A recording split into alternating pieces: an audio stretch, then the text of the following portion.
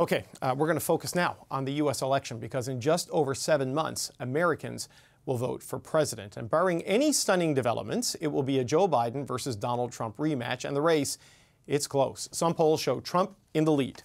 Biden touched down in New York City today, along with former President Barack Obama. They'll join another former president, Bill Clinton, tonight for a major fundraiser.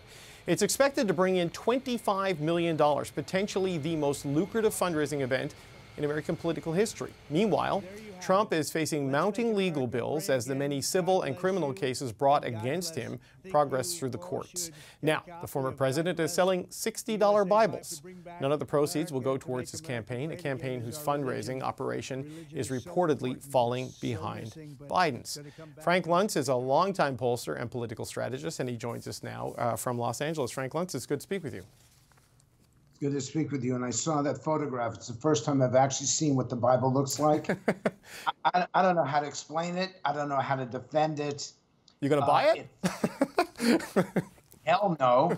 I guess I shouldn't say hell no when we're talking about the Bible, but it just, and this is what we're going through as Americans right now. Things that we never believed would be possible, that we thought we would only see in comedies on Saturday Night Live or in the movie theater, is actually happening, and it's genuinely serious because it's happening to the United States of America. Yeah, these are very strange times everywhere, Frank, very strange times in the most powerful, economically, militarily country on earth, and just over 7 months out from that big election. Polls are saying this is going to be a tight race. I mean, what are you seeing? Why is it that way? I can't imagine us going through it for 7 months. Let's take a look at the positive for Joe Biden. The economy is getting stronger. The unemployment rate is very, very low. American confidence in the future is picking up. He's got issues of border security. He's got issues of the Middle East and China and Ukraine. So there are challenges for him, but domestically it seems to be a good time. For Donald Trump, he's beating Joe Biden on who could best handle inflation, who could best handle the economy, who's the best candidate to secure the border. Those are the positives for Trump. The negatives are also significant. These 4 major court cases, one of them looks like it's going to start in April. It is significant. How does a candidate with indictments on the table stacked high and trials about to begin maintain a lead over an incumbent president who's a known commodity with a pretty good economy and inflation going in the right direction? I mean, in Canada, I would think all of these criminal charges are automatically disqualifying, but it's kind of invigorating for the Trump campaign, it seems. Well, 2 reasons. One is that Trump has perfected the victimization label, and he truly knows every time he gets indicted, his numbers go up. Every time they try to throw him off the ballot, his numbers go up. It's not Donald Trump who's winning this election. It's Joe Biden who's losing it. And every time I say this, I get texted by all sorts of very significant people saying to me, stop saying this. You're hurting Joe Biden's efforts. And it's the truth. Americans look at him. Over 80% think he's too old. Over 70% don't know what he wants to do in the future. Over 60% don't approve of his performances on the 2 issues that matter most, the economy and immigration. This is not Donald Trump being strong. It's Joe Biden being weak. And make no mistake, we're going to have the most negative campaign in modern political history. And for every Canadian who's following this, don't.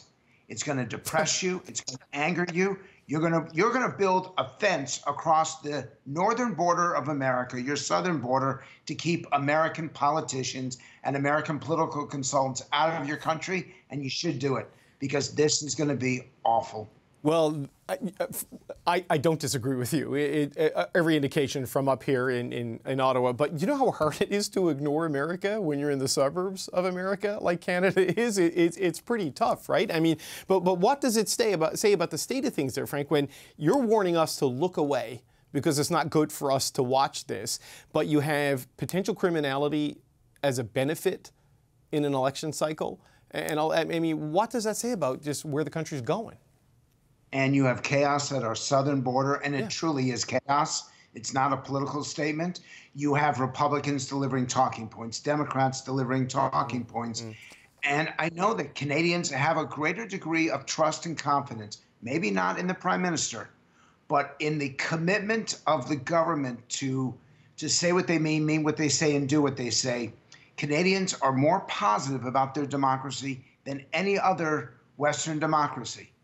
And it's fascinating that you're bordering on the country that is least positive about its democracy right now, even though so many countries take the page out of them. I'm concerned that there won't be debates. I'm concerned that there could be political violence. I'm concerned about AI. We haven't even talked about that.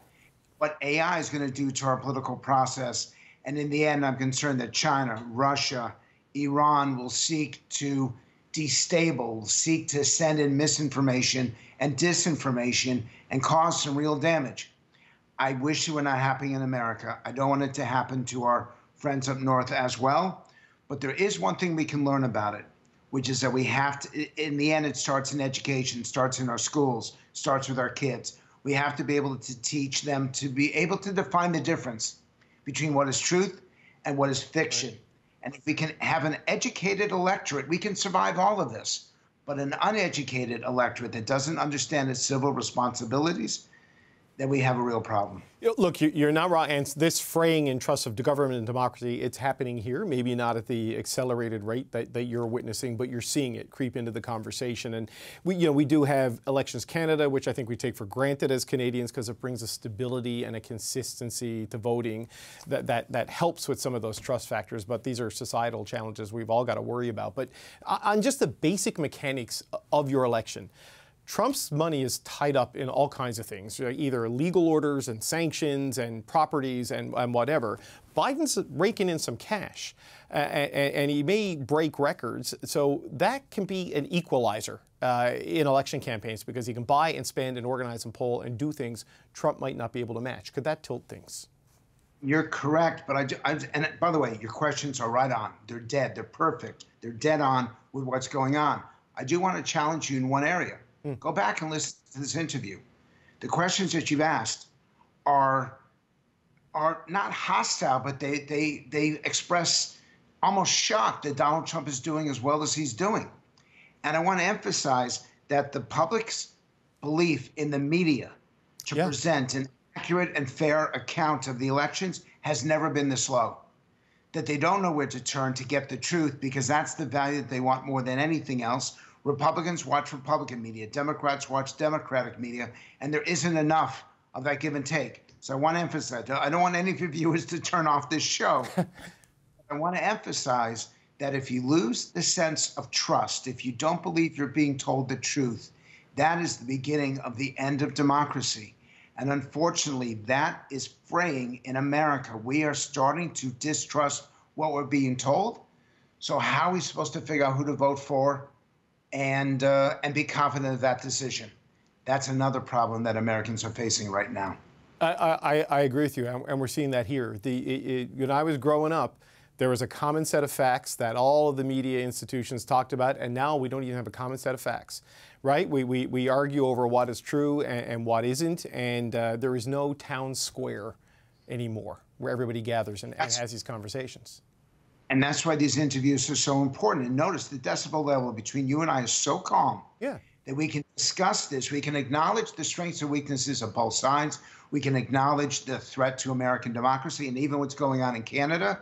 This is not typical of the conversations that are happening in America. We know this. Christmas, Thanksgiving. The 1/3 of all dinners were disrupted by a political conversation that didn't go well. If we lose our ability to disagree, and we lose our willingness to listen to the other side, then we are lost as a country, we're lost as a democracy, and our future is in jeopardy. And that's exactly what I see going forward between now and Election Day. I just want to ask you one more question. You touched on all of those threats that you're worried about foreign interference. We have a public inquiry happening right now here in Ottawa, not far from where I'm sitting, looking at foreign interference by various hostile actors in Canadian elections. You've outlined the big players, and you're the big target because you're the United States of America. And then you mentioned artificial intelligence.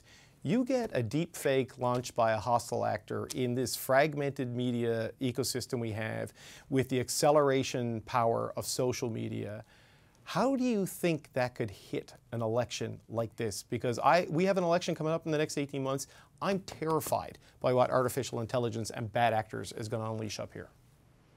You should be. It's the right approach. And by the way, those who ignore it or dismiss it or say that it is not essential, I'm worried about TikTok because TikTok is not providing accurate, informative information. It is a biased information. It is tilted and one-sided, and that's where young people under age 25 are getting all their political news. And I'm glad to see that some legislation in America is going to address this. But as the bigger picture, it is why, number one, you have to be willing to challenge the sources of media and get confirmation of what you see and what you hear. Right. Number two is you have to be collecting from all sides of the spectrum, and not just television, online, radio, print. We have to get more sources from more diverse points of view. And third, a healthy skepticism is good, but a deep cynicism is awful. And once again, that's where we're headed as a democracy if we're not careful about it. Frank Luntz, I enjoyed this conversation. I'm not going to say it made me happy, but I'm because the topics are grim. But look, man, we'll have you back anytime. I appreciate this. It's good to have blunt, honest talk about where we are as Western democracies, and we appreciate your input every time you come on. So thanks for joining us today. And I'm honored to be here, and let's do this face-to-face in studio sometime. Okay. If you're ever in Ottawa, man, you got an invitation. Thanks so much, Frank. See ya.